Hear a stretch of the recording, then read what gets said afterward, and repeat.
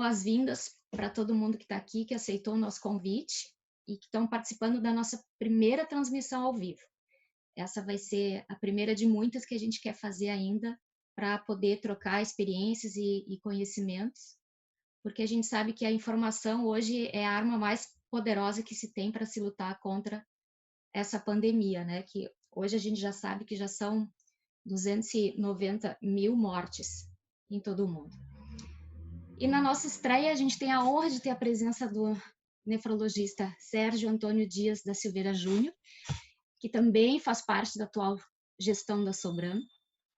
E ele é diretor de gestão da Prevent Senior e vai falar sobre a experiência da Prevent Senior no combate à Covid-19.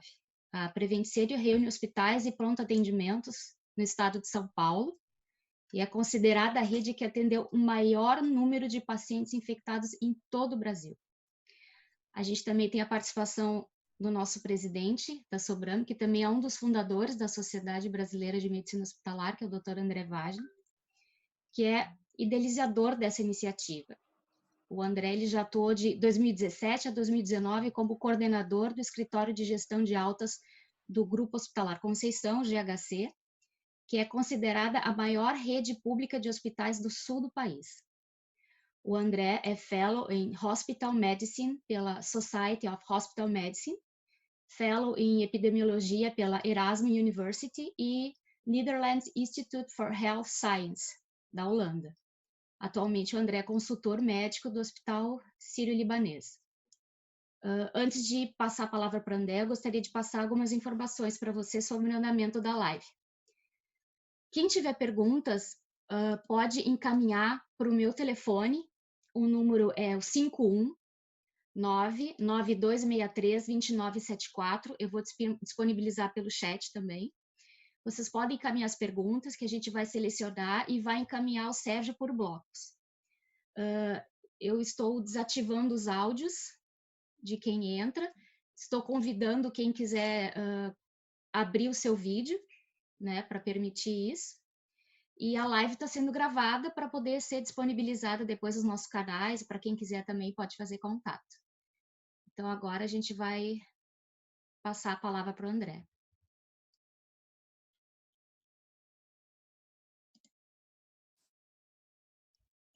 Só um pouquinho, André, que tá, o teu áudio não entrou. Bom dia, gente. Em nome da Sociedade Brasileira de Medicina Hospitalar, eu queria agradecer muito a presença de vocês.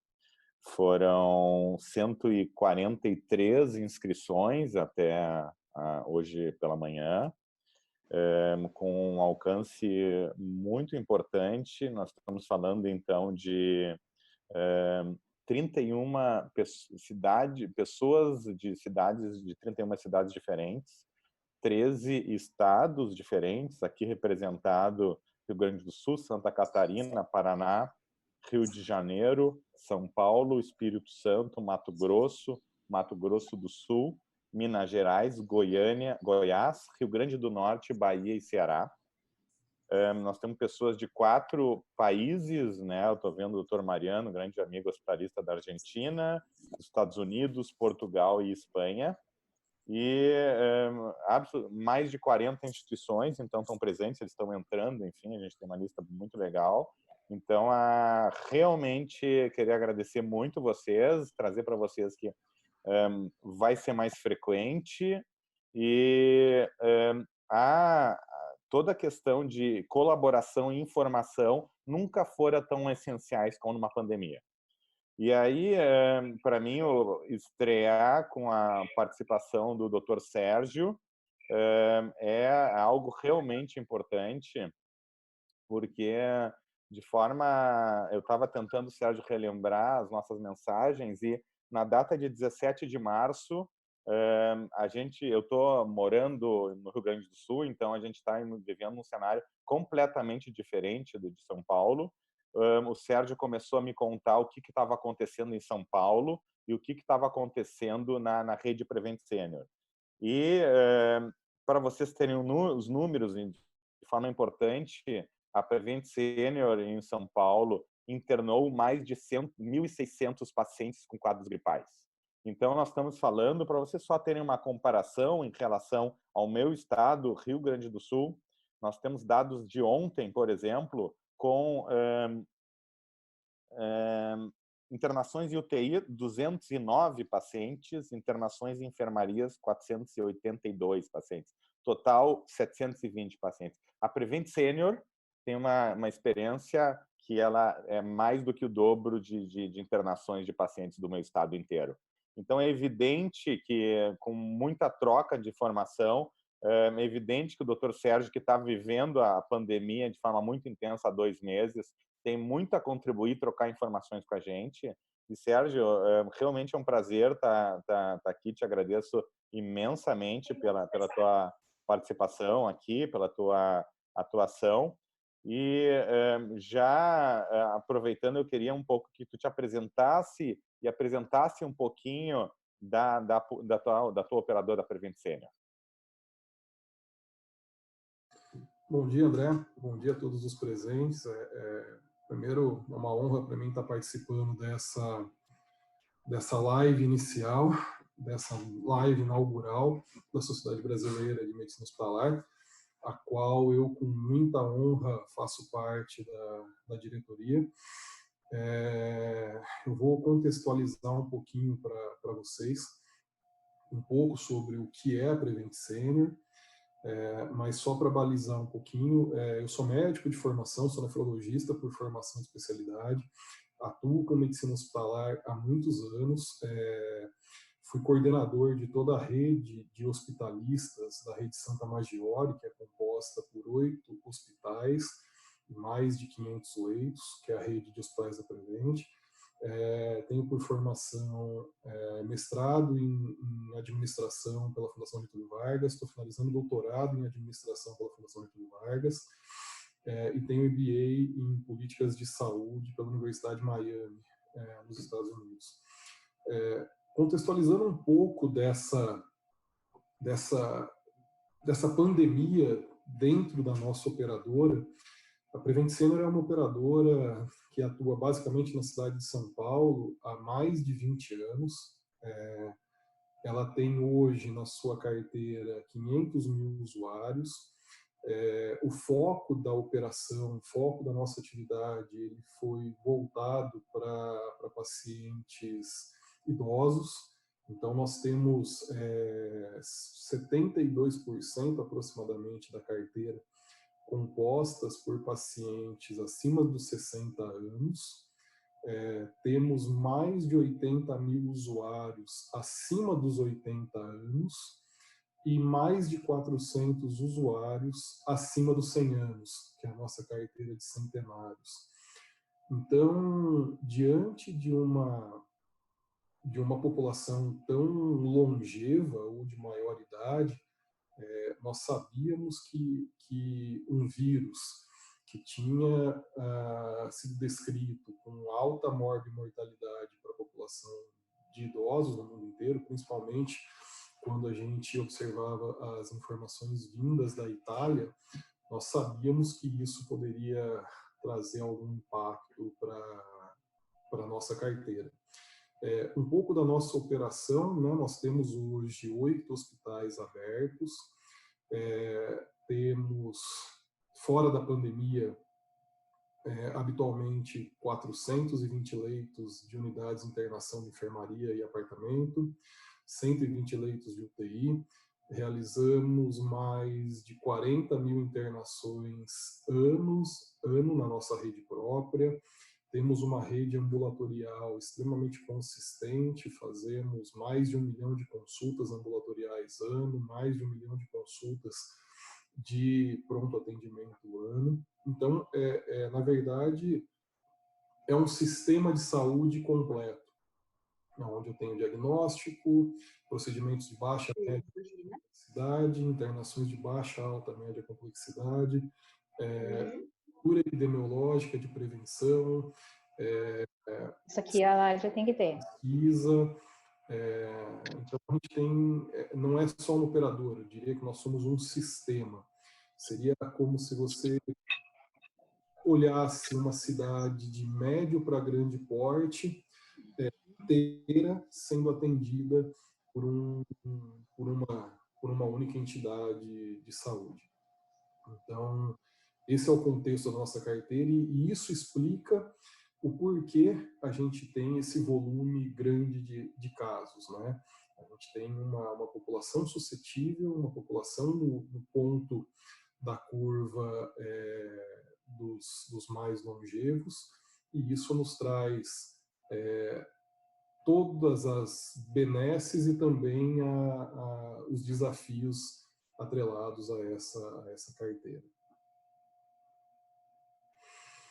Eu acho que é importante também é passar de experiência que nós começamos a olhar para essa pandemia, para esses casos, antes mesmo deles serem relatados aqui no Brasil.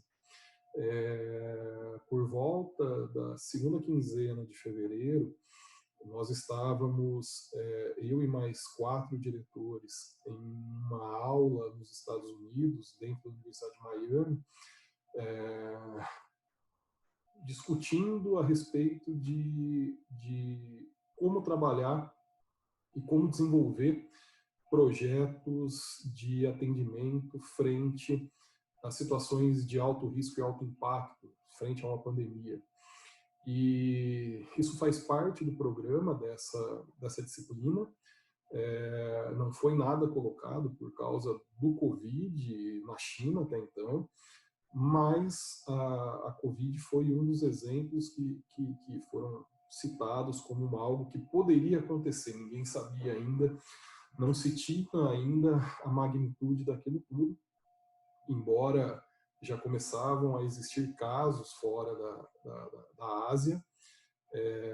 E ali a gente, eu e esses 4 diretores, a gente fazendo um brainstorm com esse grupo de alunos americanos de outros países, começamos a olhar para isso de uma forma um pouco mais consistente e começamos a entender que aquilo realmente poderia acontecer e que nós deveríamos estar preparados para uma situação de combate, né? Eu acho que aqui eu faço uma ressalva que ninguém gosta de se preparar para combate, né? Fica algo pesado.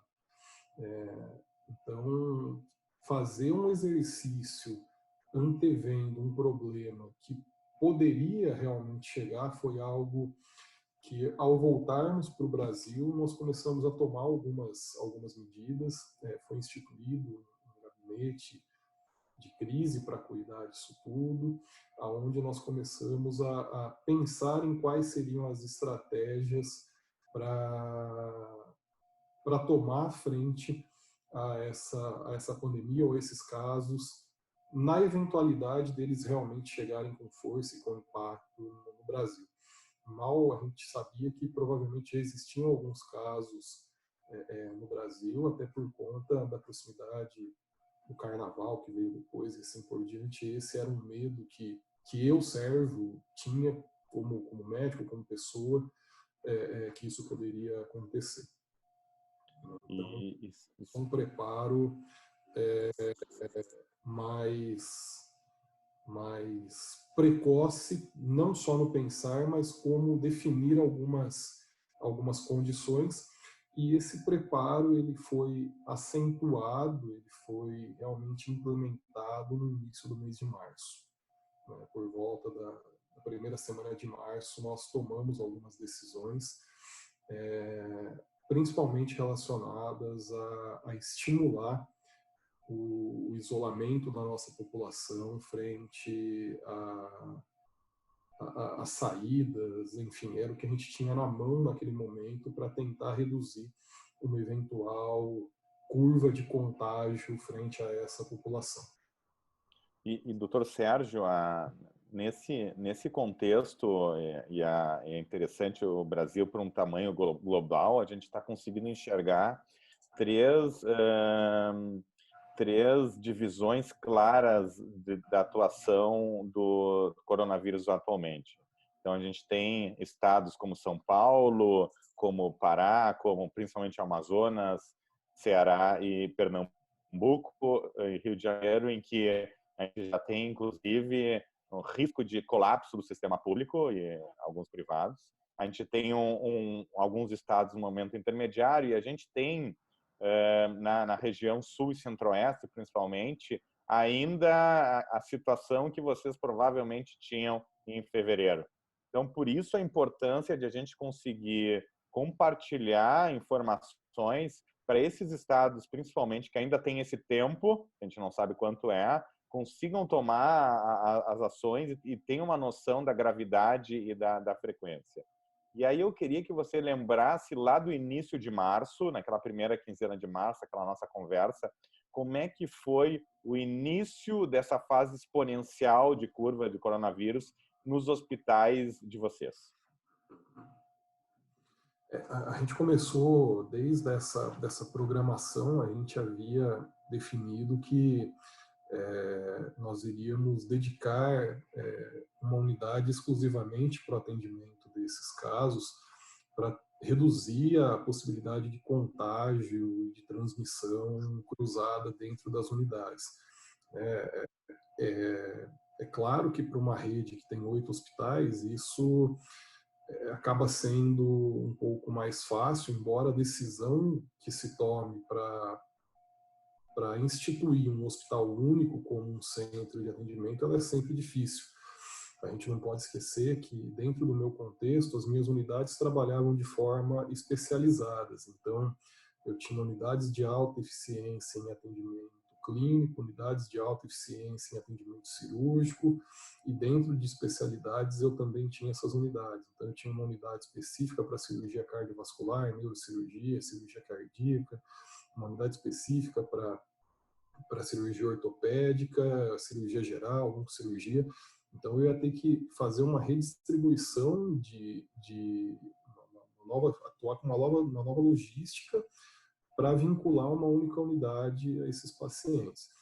E também o risco de estigmação dessa unidade como sendo uma unidade de Covid, né? Porque a gente entendia que a doença ela ia trazer uma repercussão para esses pacientes e teria provavelmente uma alta mortalidade por conta da característica da nossa carteira. Se a gente for pensar... Algum lugar tem alguma caixinha de som? Caixa de som? Não. Se a gente for pensar nos nossos dados convencionais de tempo de permanência, de faixa etária, a idade média dos nossos doentes internados está na casa dos 74 anos. Então, eu não podia expô-los a um risco de contágio. E começamos a fazer uma operação de guerra, realmente, para transferir esses pacientes a partir do primeiro caso suspeito que chegou para ser internado. Então, nós fizemos o esvaziamento dessa unidade, distribuímos para as outras unidades, mudamos a nossa logística de trabalho e vinculamos essa única unidade para esse tipo de atendimento. É óbvio que todos vocês que estão no dia a dia sabem o que isso representa. Então, significa um aumento de estresse para a equipe, um aumento de medo, um aumento de receio para a atuação, para uma doença que até então ninguém sabia ao certo como tratar, não se tinha um tratamento específico, um monte de informação que vinha desencontrada de outros países, mas a tomada de decisão foi essa. E a curva de contágio, de internação, o volume de pacientes veio realmente muito intenso, de modo que a gente encheu uma unidade muito rapidamente. E aqui eu faço uma ressalva e uma colocação com relação à acurácia diagnóstica, né? A gente teve um período de tempo, no início de março, em que não era comum você ter doentes com sintomas gripais. Então, e você tinha um fator de risco específico relacionado ao dado epidemiológico da doença, onde se falava de fator de risco de viagem, enfim. Então, você conseguia definir algumas coisas, mas a gente notou em pouquíssimo tempo que o volume de pacientes com sintomas gripais e desconforto respiratório era realmente muito grande e desproporcional ao que era esperado na nossa história para o período. E a unidade que era exclusiva para isso, que é uma unidade de aproximadamente 90 leitos, ela foi sendo rapidamente enchida. Então, a gente tinha um volume grande de pacientes sendo internados, apresentando descompensações, apresentando um grau de criticidade muito rápido, com uma evolução muito rápida, e logo, então, partindo do plano que a gente tinha traçado anteriormente, nós vinculamos uma segunda unidade e havíamos já deixado uma terceira pronta para uma abertura. O que de fato aconteceu ao longo dos primeiros 30 dias. Agora, o mais interessante é que, apesar de vários pacientes terem sintomas sugestivos de uma pneumonite viral, de uma pneumonia viral, e que tudo levava a crer que isso era realmente pelo Covid, até pelo sinal de gravidade, os exames, de modo geral, o PCR, ele tinha uma conversão para positividade não tão alta. Hoje a gente consegue enxergar que o percentual de positividade desses testes, eles estavam na faixa de 65% a 70%, dependendo do momento histórico que você olha. E a gente tinha definido desde o início que todo caso suspeito de gripe ou de pneumonia viral seria submetido à tomografia de tórax. Então a gente atendia um paciente que tinha um quadro clínico extremamente sintomático, com sintomas como febre, tosse, falta de ar, dor no corpo, precedido ou não por odinofagia, até então não havia relato da anosmia, e a gente tomografava o tórax desse paciente, ele tinha alterações em vidro fosco em maior ou menor grau. Então a gente acabava internando esse paciente e entrando com as opções terapêuticas naquele momento para tentar esse quadro. E, assim, num primeiro momento, foi algo extremamente complexo, né? Os pacientes evoluíam muito rapidamente para uma descompensação, precisavam de UTI muito rapidamente, precisavam de ventiladores de uma forma muito, muito rápida, e uma doença que tinha uma mortalidade extremamente crítica. É óbvio, uma mortalidade alta, é óbvio que nós estamos falando de um extremo da curva em que os doentes têm uma reserva funcional pequena, ou menor do que na população em geral. Mas a patologia, a doença, ela veio com uma criticidade que até então a gente nunca tinha observado em nenhuma outra doença de forma tão grandiosa, tão importante assim. E aí, desculpa, isso gerou um estresse extremamente alto, não só nas equipes, mas também nos pacientes, nos familiares e assim por diante. E aí a pergunta que eu ia te fazer, tu já respondeste, então já fica muito claro a importância da segregação absoluta desses pacientes, inclusive, em sendo possível, em instituições diferentes, né? Tamanho é o grau de complexidade, é um paciente completamente diferente, é isso que você disse, o número de pacientes, a entrada de pacientes foi muito rápida e pacientes graves necessitando de UTI também. E a questão toda da contaminação. E aí, Sérgio, eu queria entrar mais a fundo, você deu uma mencionada na questão da limitação do exame laboratorial, enfim, ele não tem...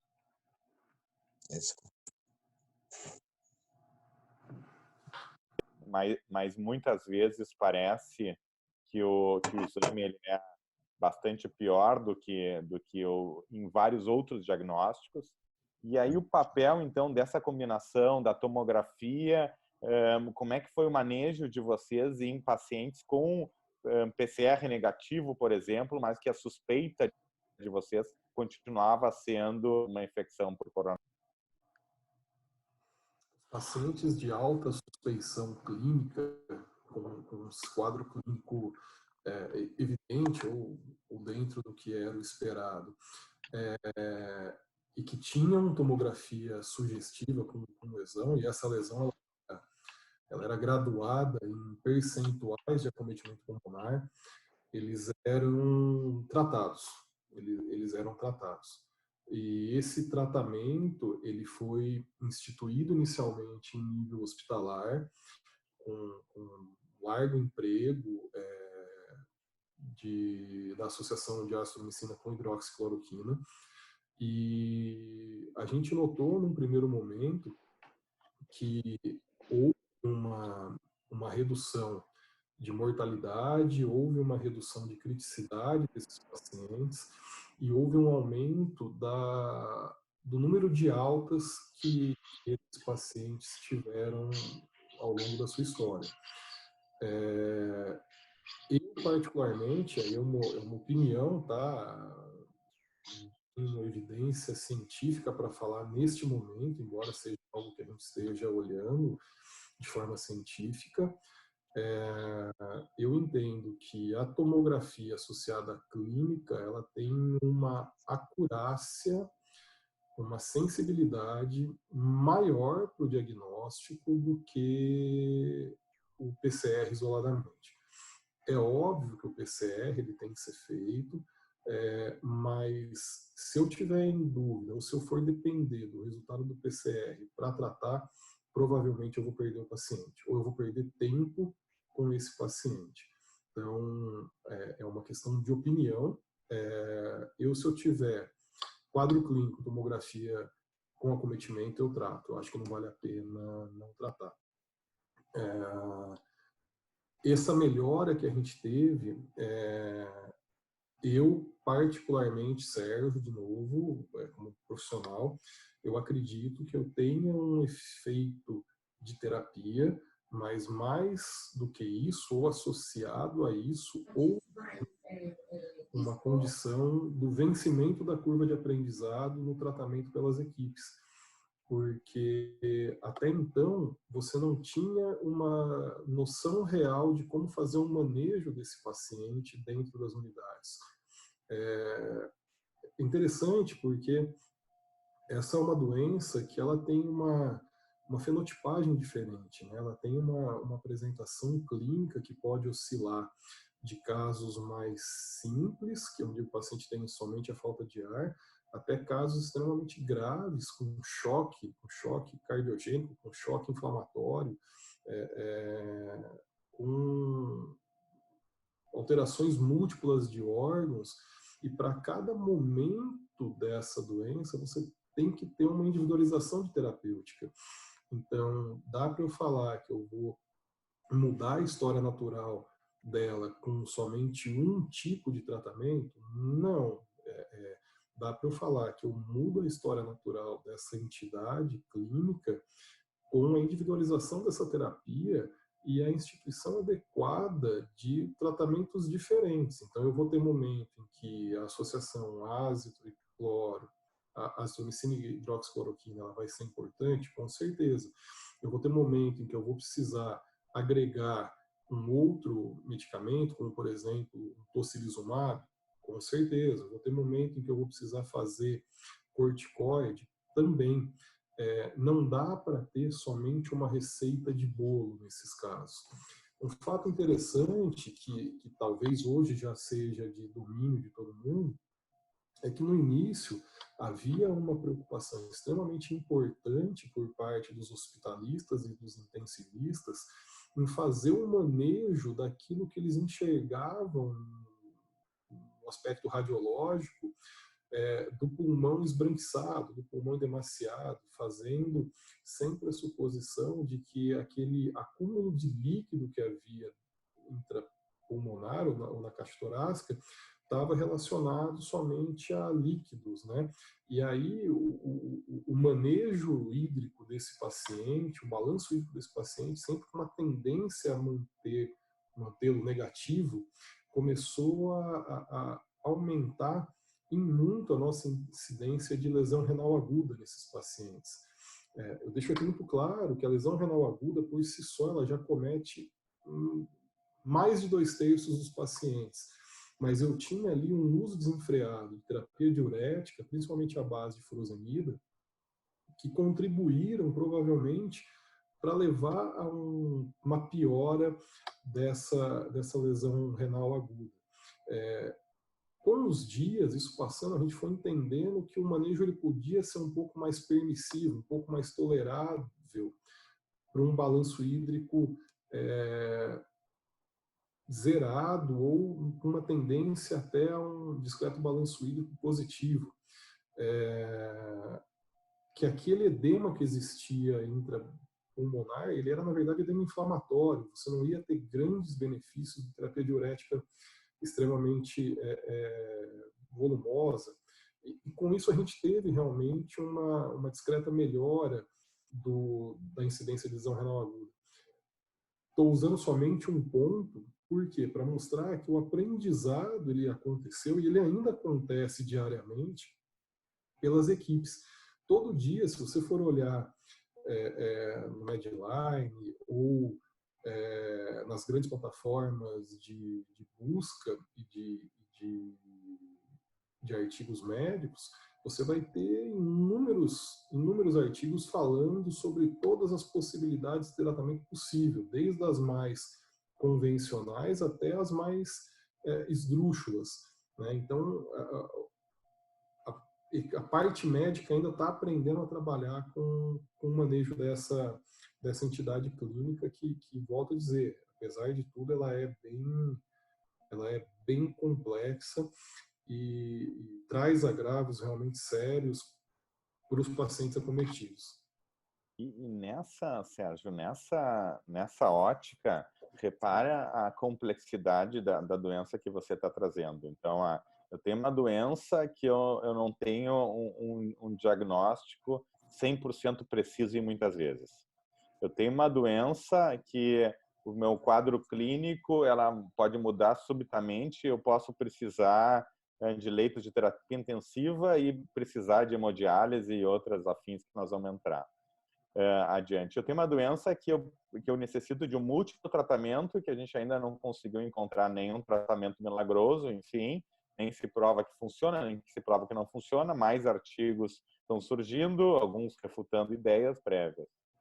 Então, mas eu acho que é importante tu entender um pouco do público que está aqui. A gente tem bastante gente entrando, inclusive, mas nós temos 13 estados aqui contemplados, alguns vivendo o Covid numa situação, às vezes, calamitosa, alguns iniciando o projeto. Tem aqui o Dr. Gustavo, que atua em mais de 30 instituições. Nós temos uma subsecretária aqui do Kellen do Espírito Santo. Então, nós temos gestores de privados a públicos tentando trocar experiências, inclusive de outros países, como o Dr. Mariano, da Argentina.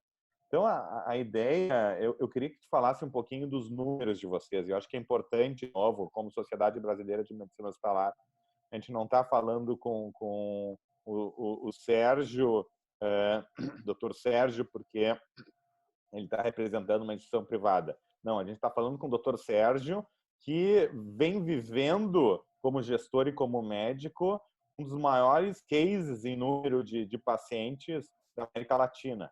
E, de novo, eu vou enfatizar, para quem não estava no início da conversa, o número de pacientes com suspeita, enfim, com doenças gripais na internação da Prevent Senior até agora é mais de 1.600 internações.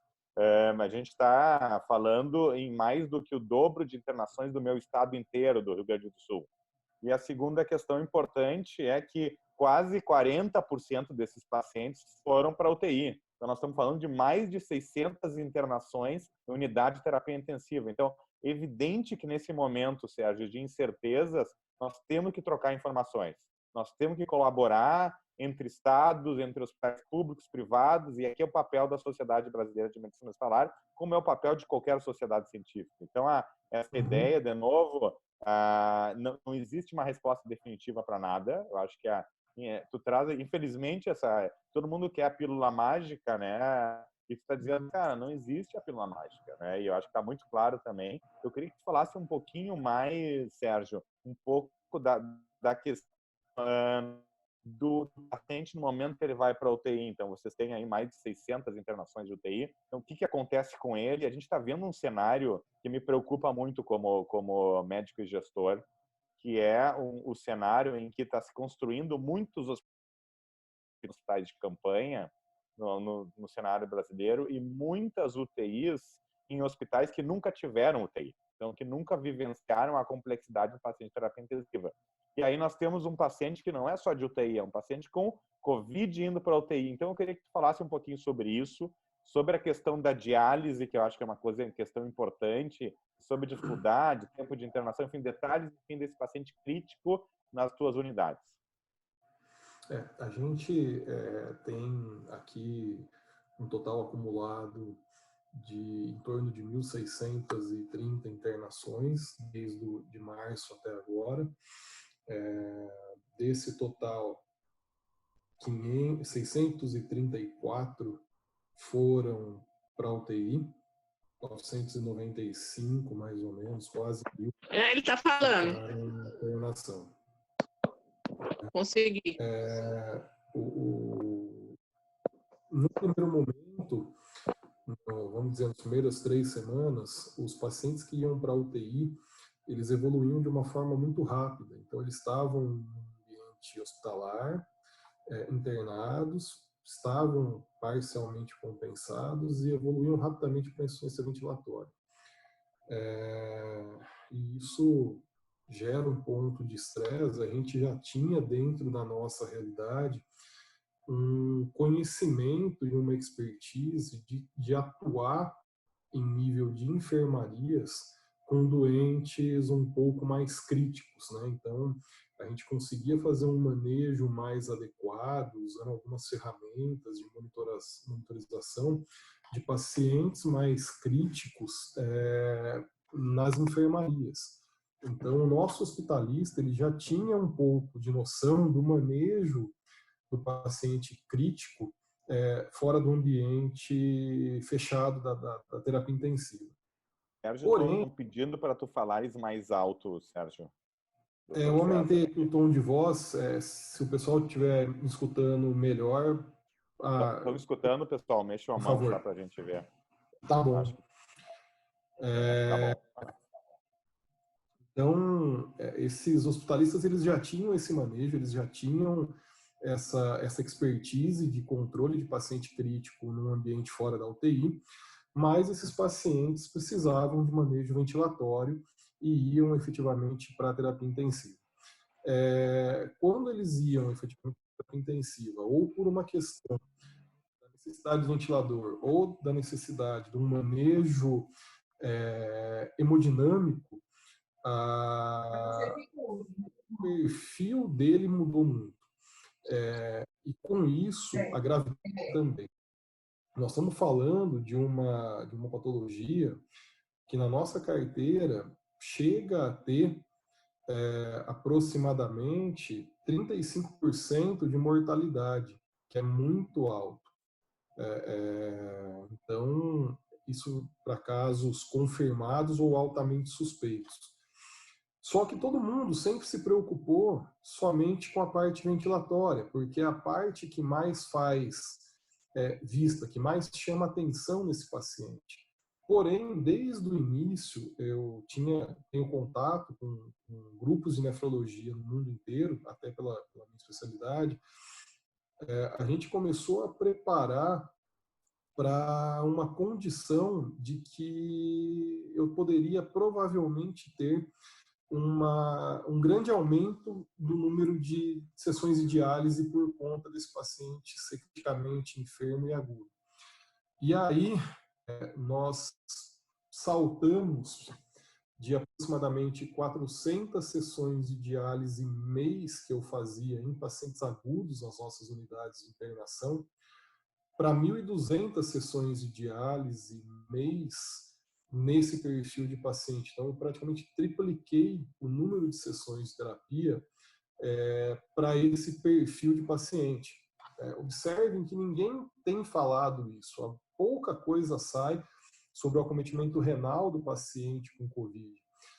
De que adianta eu montar uma unidade de terapia intensiva, uma semi-intensiva, dar para esses profissionais o ventilador, embora eu acredito que da maneira que está sendo feito, alguns colegas não têm um domínio de ventilação adequado, nós estamos falando de um paciente criticamente enfermo, que tem que fazer manobras de ventilação que não são o usual. Nós estamos falando de um paciente com SARA, que precisa ser pronado para fazer recrutamento alveolar, que precisa ter uma ventilação também diferenciada. Então, e que mais evolui para uma condição de necessidade de diálise. E quando eu falo diálise, eu estou falando não estou falando de diálise convencional, intermitente, estou falando de terapia estendida, como a SLED, que tem duração de 6 a 12 horas, estou falando de terapia contínua, que faz 48, 72 horas para esse paciente que precisa. Então, montar só o leito e ter a equipe disponível é só uma pequena etapa do que realmente esse paciente vai precisar. A minha grande preocupação como médico, como especialista na área de nefrologia e também como gestor, e praticamente, né, a gente fala, especialista também na área de medicina hospitalar, a gente tem algumas coisas há bastante tempo, é que se eu não der o apoio adequado para este colega que vai estar à frente de um paciente altamente crítico, altamente enfermo, que vai demandar concentrações e volumes de droga vasoativa extremamente altas, manobras de ventilação pulmonar, precisam de recursos melhores e que vai inevitavelmente precisar também da diálise, se eu não fornecer tudo que efetivamente esse doente precisa, o desfecho no final vai ser o mesmo. Ou ele pode não ser realmente muito melhor. De que adianta eu ter o respirador, eu fornecer a suporte ventilatório e eu não fornecer diálise se ele precisar? Dentro da nossa casuística, eu acabei de fazer um levantamento sobre a incidência de lesão renal aguda nesses pacientes que internaram. Então, o nosso trial vai ter esses 1.600 pacientes, praticamente. A incidência de lesão renal aguda CADIGO 1, ela chega a 69% de todos os pacientes internados. A necessidade de terapia dialítica, ela chega próximo de 26% dos doentes internados. Se eu olhar o ambiente terapia intensiva, isso sobe. A gente chega a ter, dependendo da faixa etária, a necessidade de diálise em 40% dos pacientes. Então, de novo, é um paciente extremamente complexo, que tem que ser visto de uma forma complexa, tem que ser visto individualmente. Os guidelines, os manuais que você tem de terapêutica, eles vão lhe dar uma condição de tratamento, eles vão lhe dar um perfil, um parâmetro, mas você tem que enxergar esse doente de forma mais global, de forma um pouco mais holística e individualizando o momento de cada um deles. Então, novamente, a combinação de terapêuticas e do momento que você vai usar essas medicações, ela é fundamental, mas sem esquecer que esse paciente ele não é só um pulmão, ele não é só um pulmão infectado, ele é um doente em que provavelmente ele vai ter complicação ou complicações em diversos órgãos do corpo.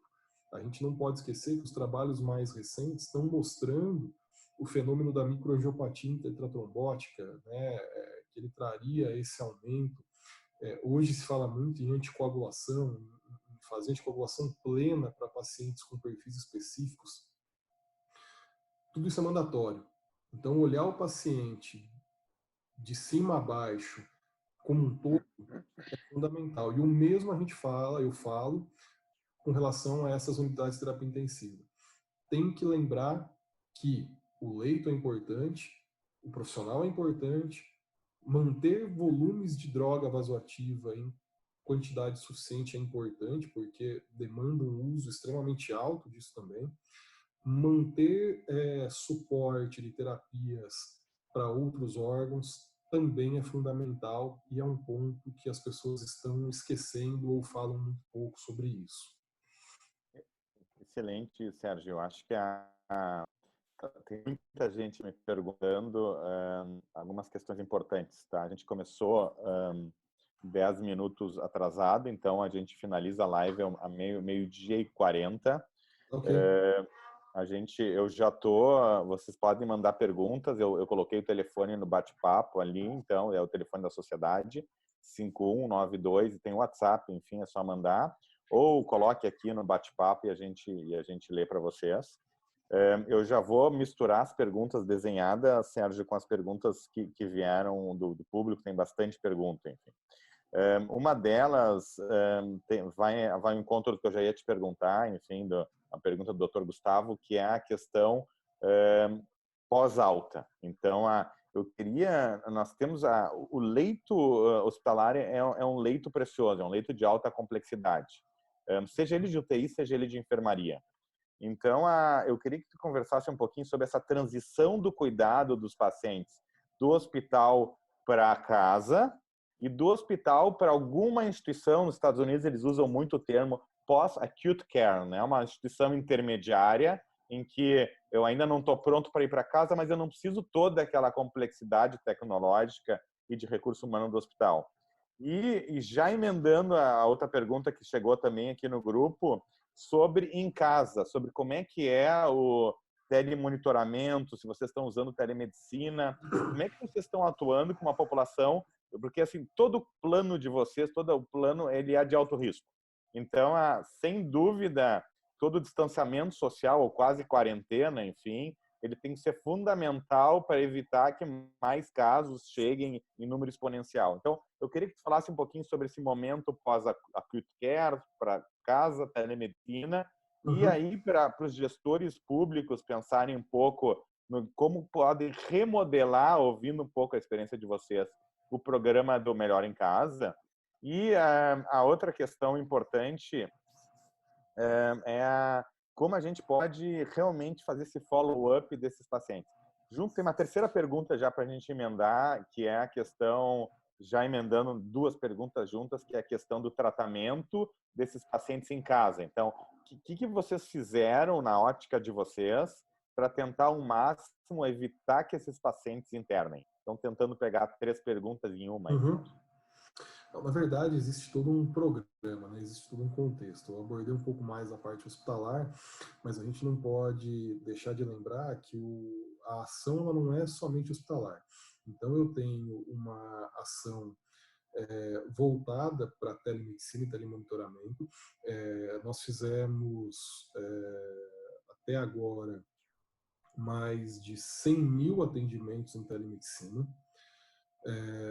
Após a liberação e autorização do governo nesse período de pandemia. Então, foram 100 mil atendimentos.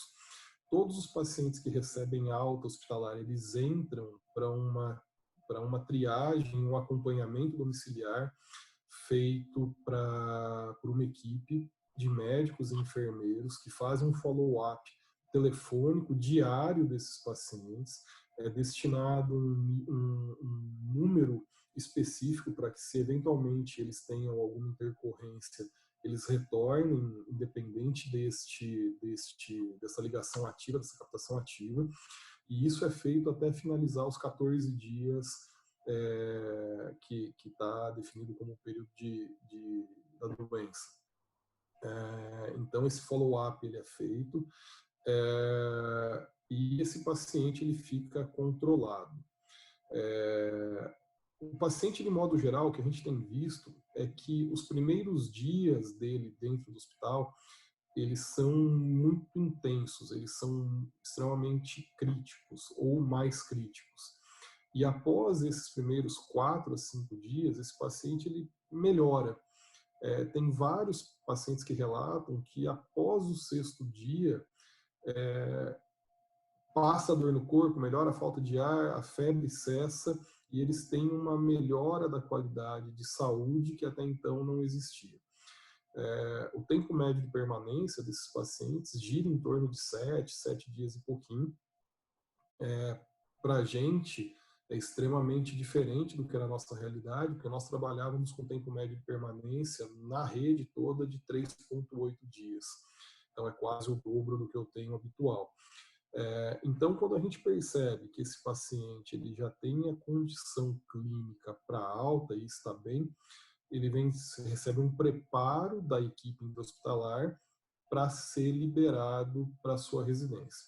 O que hoje nós estamos começando é um projeto, um piloto, para saído do tempo de maior criticidade, esse paciente ele seja transferido para uma unidade de cuidado intermediário, com menor tecnologia nos leitos, com menor emprego de recursos, para que ele consiga se restabelecer naquele período de 2 ou 3 dias e de lá ele vá para casa. Mas por que fazer dessa forma? É contrassensual tirar de um hospital e colocar em outro? Não, não é. Eu mantenho dentro de uma unidade de alta complexidade pacientes que demandam uma especificidade de cuidado ou demandam uma alta capacitação técnica de recursos. Vencendo essa etapa, ele pode ir para uma unidade de menor complexidade e deixar a vaga de maior complexidade, que não necessariamente é UTI, para um paciente que precise desse recurso mais intenso. Então faz todo sentido pensar em transições de cuidados. É óbvio que é mais difícil, talvez, para uma cidade que tenha 1, 2, 3 hospitais somente para suprir a sua população. Mas você pode usar situações intermediárias. Você pode fazer um hospital, um andar de um hospital, que seja, dependendo da sua característica populacional, estar totalmente dedicado, sem ter cruzamento de pacientes, de funcionários, de equipes, fazer um andar subjacente para ser uma unidade intermediária e depois esse paciente vai para casa. Nós aqui, por termos estrutura, a gente está trabalhando com a formação de uma unidade nova para fazer esse tipo de transição de pacientes. Então, tem tudo isso. A outra questão é a captação ativa do paciente que tem sintoma antes dele ir para o PS. Então, foi disponibilizado também canais de atendimento através de telefone ou de telemedicina para que o paciente que tenha sintomas gripais ele entre em contato com as equipes e faça a transmissão dos seus sintomas, né? Fale sobre os seus sintomas e sinais para uma equipe que tem médicos e enfermeiros e eles vão, a partir disso, identificar o maior ou menor risco e vão definir uma terapêutica para esse paciente ainda em nível ambulatorial, aonde, para os casos definidos em protocolo, a operadora manda entregar em casa a receita e o remédio para o paciente usar para que ele não precise se deslocar. E a partir dessa liberação, desse protocolo, esse paciente ele entra num outro grupo de acompanhamento que vai fazer o rastreamento dele, de sintomas diários também, e vai definir de forma rápida e mais precoce possível se ele vai precisar ou não ser encaminhado para uma internação. Então, o contexto do manejo desses pacientes ele tem que ser global. Ele tem que envolver ambulatório, ele tem que envolver hospital e tem que envolver pós-hospital também. Se você for suprir ou manter tudo que você pretende somente dentro do hospital, você vai trabalhar somente no ponto final dessa doença. E aí, provavelmente, esse colapso ele vem de forma muito mais rápida e mais intensa. Então, tem que fazer o olhar do manejo desse vírus de uma forma, dessa patologia de uma forma mais globalizada mesmo. E aí, Sérgio, tá surgindo muito a questão contrária. Então, a gente está falando da saída do paciente, que ela tem que ser, acho que fica muito claro com a tua fala, diferente do usual, né? Eu acho que a gente achar que o paciente tem que ficar o tempo de internação usual, com o médico definindo de forma individual qual o tempo que ele tem que ficar, baseado nas suas premissas, eu vou acabar não tendo leito disponível para um outro paciente que está chegando, muito mais complexo da tamanho o início dos seus dias.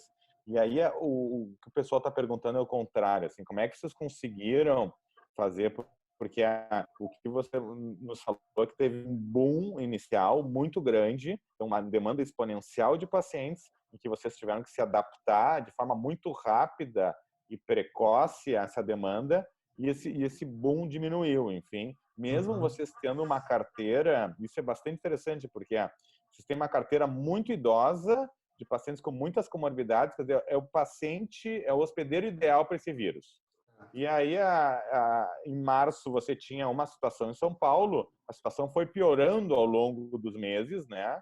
E mesmo assim, vocês não tiveram a mesma incidência de casos lá de março, início de abril. Então, eu queria tentar entender como é que foi a abordagem de vocês para tentar manejar esses pacientes com síndromes gripais, para tentar evitar a internação ou para cuidar ele antes de chegar no hospital. E aí, muita gente perguntando sobre terapias, o que vocês usaram, enfim, a nível ambulatorial. A gente faz o uso, inicialmente, o uso compassivo, mediante aplicação de termo de consentimento livre esclarecido, da Associação Azitromicina e Hidroxicloroquina para pacientes ambulatoriais.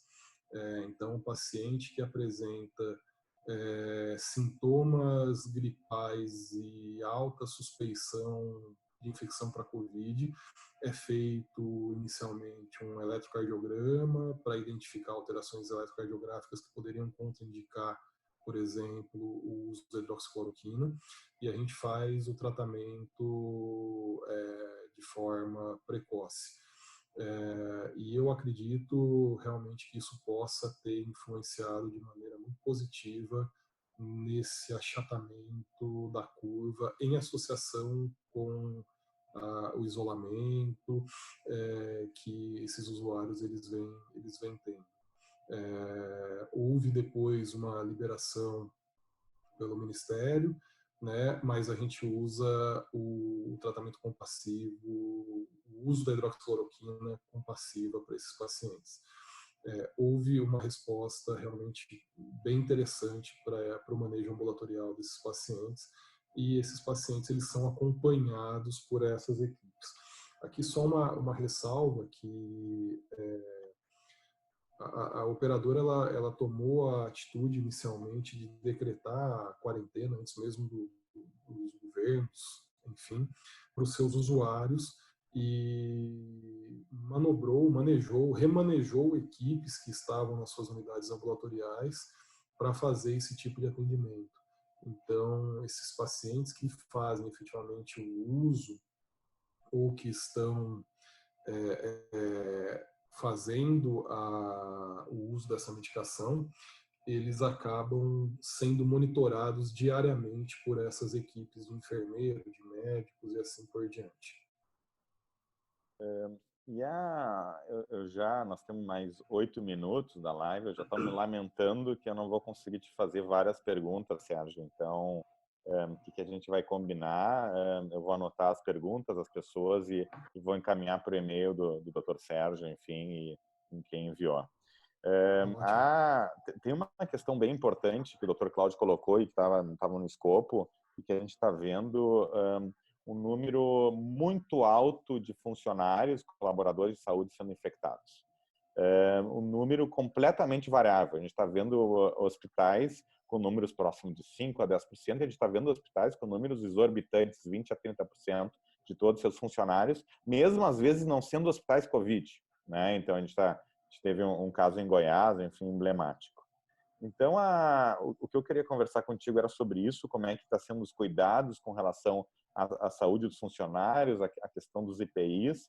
Já tem uma pergunta, essa é uma pergunta minha e de outros colaboradores, sobre taxa de infecção, enfim, o que tu tens para recomendar para os diversos gestores que estão aqui na nossa live sobre cuidado profissional para tentar diminuir essa contaminação dos profissionais de saúde? A questão dos EPIs, ela é fundamental, né? Agora, mais do que o uso do EPI, a gente tem uma questão comportamental. Fazer com que o teu funcionário, o teu colaborador entenda que usar adequadamente o EPI vai representar um benefício real para a saúde dele, para os outros colaboradores que ele tiver contato, porque o que acontece é que no início você tem um colaborador com medo, ele usa o EPI de maneira extremamente adequada, ele se policia para lavar as mãos, para trocar as luvas, para usar o avental de gramatura mais grossa. Com o tempo, apesar dele ver a catástrofe que vai acontecendo, ele vai deixando de ter aquele medo tão exacerbado e chega um ponto que ele acaba negligenciando o uso. Não que ele deixa de usar, mas comete pequenos atos falhos que acabam diminuindo a eficiência do EPI. É óbvio que assim, o principal é você ter o EPI disponível, porque a gente chegou, não na nossa rede, mas a gente sabe de locais em que você não tinha disponibilidade para o uso adequado desses equipamentos de proteção individual.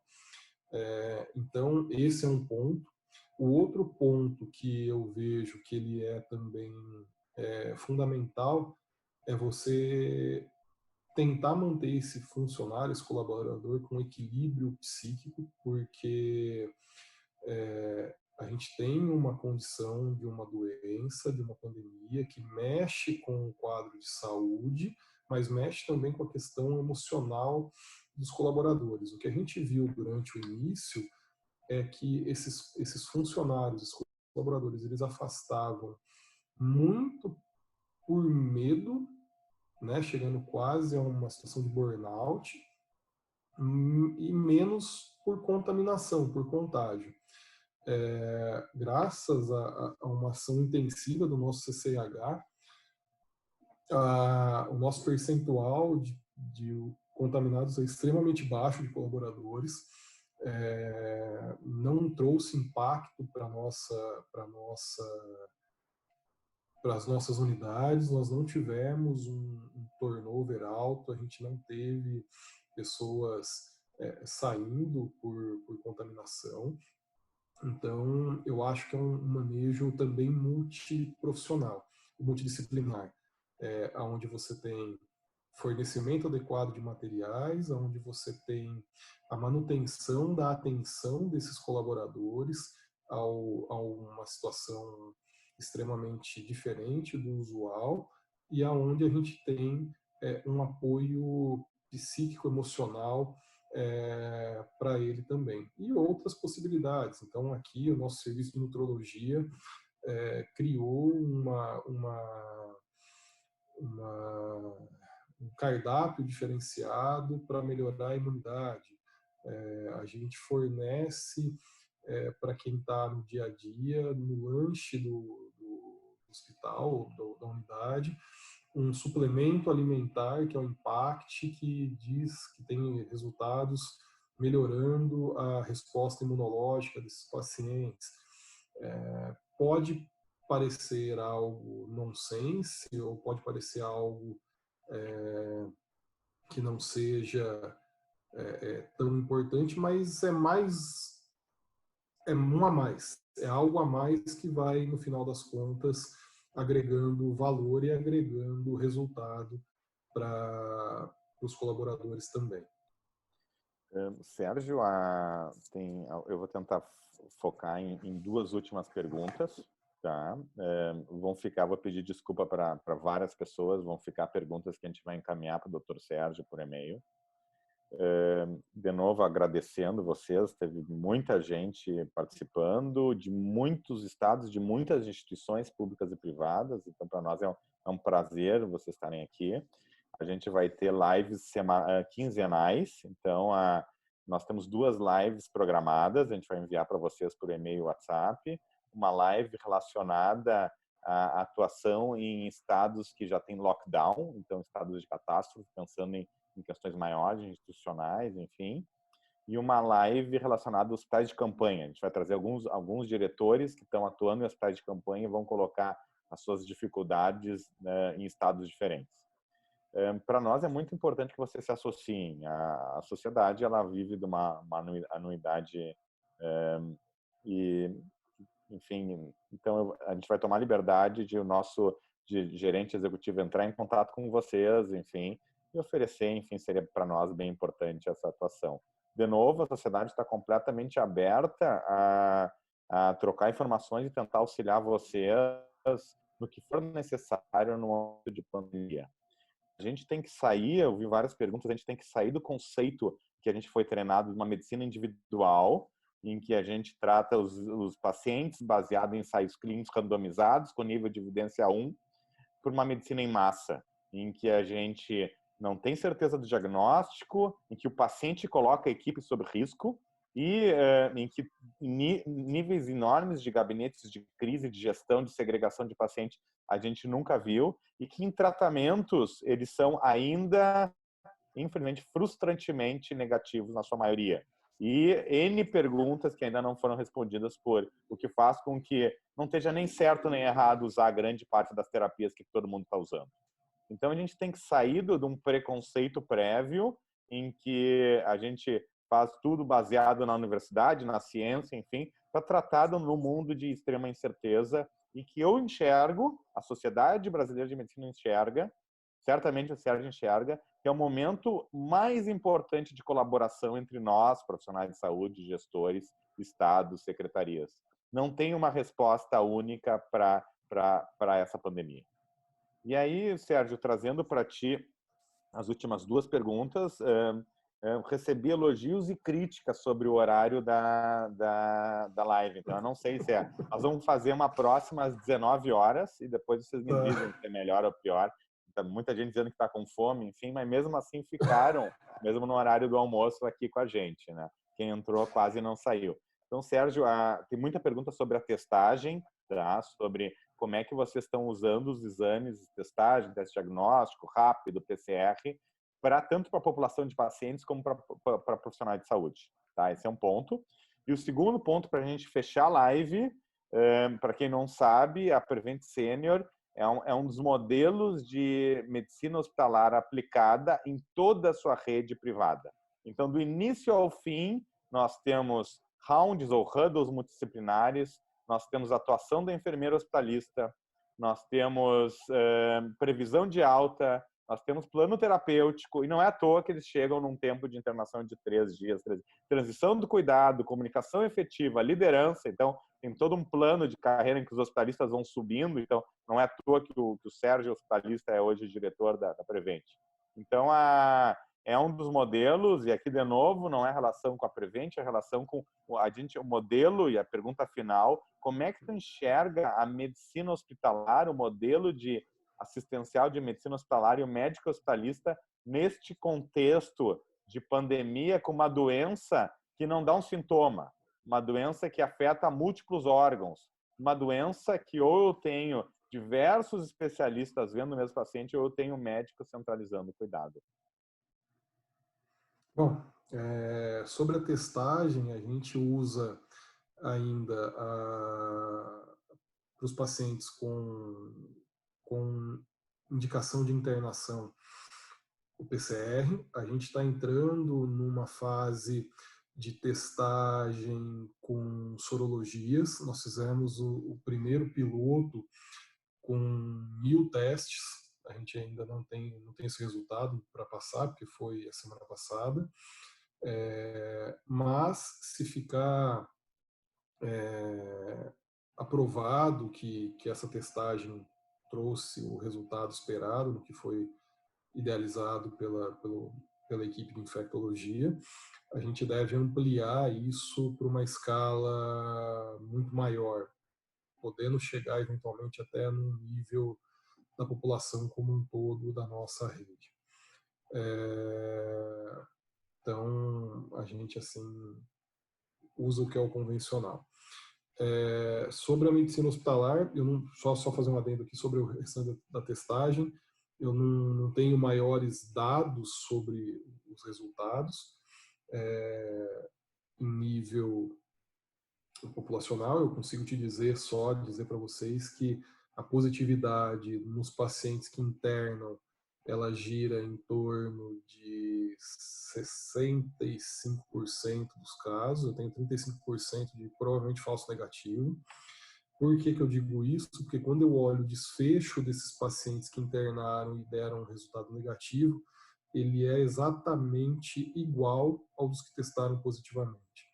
Então, não há uma diferença estatística significativa de desfecho, olhando alta mortalidade, necessidade de oxigênio domiciliar, necessidade de intubação, necessidade de diálise, entre aqueles pacientes que tiveram um PCR positivo e aqueles que não tiveram o PCR positivo. Então, só que todos os casos eu tenho tomografia positiva. Então, de novo, eu não estou falando sobre um ensaio, sobre um estudo, sobre um projeto de pesquisa. Estou falando sobre vivência prática, que é um pouco diferente.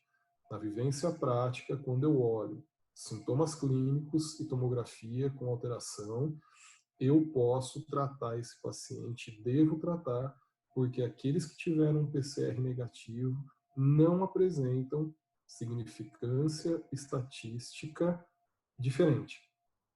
Mas, de novo, com base na minha experiência. Tá? Com relação à medicina hospitalar, eu acho ela fundamental para o resultado clínico desses pacientes. A gente tem que pensar sempre que o hospitalista treinado, ou que está no dia a dia, na prática, ele habitualmente vai agregar diversos valores para o manejo dessa entidade. Então, ele vai observar que esse paciente deve ser visto de uma forma integral e globalizada, ele vai conseguir fazer o manejo desses pacientes de uma forma mais assertiva, ele vai conseguir fazer com que esse paciente seja direcionado para um ou outro especialista de maneira mais rápida, e mais do que isso, ele vai ter a capacidade de tomada de decisão imediata, sem ficar passando desnecessariamente para uma outra equipe cuidar desse paciente. Então, o modelo de medicina hospitalar, eu entendo que ele seja altamente necessário e que seja extremamente adequado para manter uma linha de conduta num paciente de extrema complexidade e que modifica os seus parâmetros clínicos de forma muito rápida.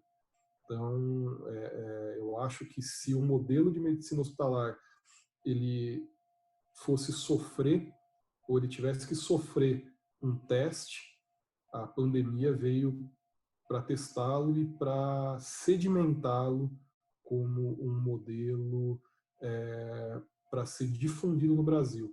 Lembrando que o Brasil é um dos poucos países em que a medicina hospitalar ela não é uma especialidade ainda formalmente reconhecida e com treinamento específico. A gente tem o pessoal no Rio Grande do Sul, com uma residência de excelência na formação de medicina hospitalar, mas a gente precisa ainda ter essa disseminação de forma mais ampla para formar profissionais que tenham uma competência clínica e de gestão, porque o médico hospitalista, na verdade, ele é um maestro, ele é um grande coordenador de aspectos clínicos e na gestão desse paciente, porque ele tem que olhar o momento anterior a que esse paciente chegou na unidade, vai ter que manejar o momento do durante e vai ter que principalmente se atentar no que ele vai fazer depois, na transição do cuidado. Então, sem olhar dessa forma, para esse perfil de pacientes nessa epidemia, os desfechos serão, infelizmente, mais catastróficos. Então, eu acho fundamental, eu acho que a especialidade ela vem para somar e agregar. Excelente, gente. Eu já me despeço triste de ter acabado. Foi muito legal mesmo. Eu acho que digam a ideia de a gente mandar por e-mail para vocês a live gravada vai ser acolhida. Acho que é muito legal. Fiquem à disposição de enviar o link para todo mundo. A gente vai entrar em contato com vocês já para divulgar as próximas lives, enfim. Fica um agradecimento especial aos nossos participantes internacionais, Dr. Mariano, da Argentina, doutora Ângela, de Portugal, e Dr. Moacir, de Boston, nos Estados Unidos. A gente vai encerrando agora. Gente, muito obrigado mesmo. A gente fica completamente à disposição de vocês nesse momento de crise, nesse momento de angústia. Eu acho que é o momento de a gente se unir do ponto de vista colaborativo e científico de novo. O que a gente está vendo, doutor Sérgio, é exatamente isso que você disse. É um grande número de enfermarias novas sendo montadas, Covid sendo manejadas pelo hospitalista. Cada vez mais, momentos de crise, momentos que o hospital precisa ser mais eficiente, o hospitalista está surgindo como a solução, enfim, para isso. E muito legal o case de vocês na Prevent Senior, trazer aqui meu elogio. E, gente, muito obrigado mesmo. Nos vemos na próxima live, gente. Boa semana para vocês. Obrigado a todos pela presença. Foi extremamente enriquecedor. É sempre bom a troca de experiências. Eu acabei de deixar no chat o meu telefone particular, o meu contato. Pode mandar mensagem via WhatsApp, que é mais fácil para conversar e para responder. E eu estou à disposição para a gente manter essa troca de informações. E obrigado à Sociedade Brasileira mais uma vez pelo convite. Obrigado, André. E vamos junto, pessoal, porque assim não existe caminho sozinho nesse momento. A batalha para todos nós. Todos nós temos que nos unir. Não é momento para bandeira. Existe uma única bandeira, que é de lutar contra algo que pode trazer uma repercussão extremamente complicada para cada um de nós e para as nossas famílias ou para os nossos amigos. Então, contem comigo no que eu puder ajudar. Muito obrigado mais uma vez. Obrigado, gente. Boa semana. Até logo.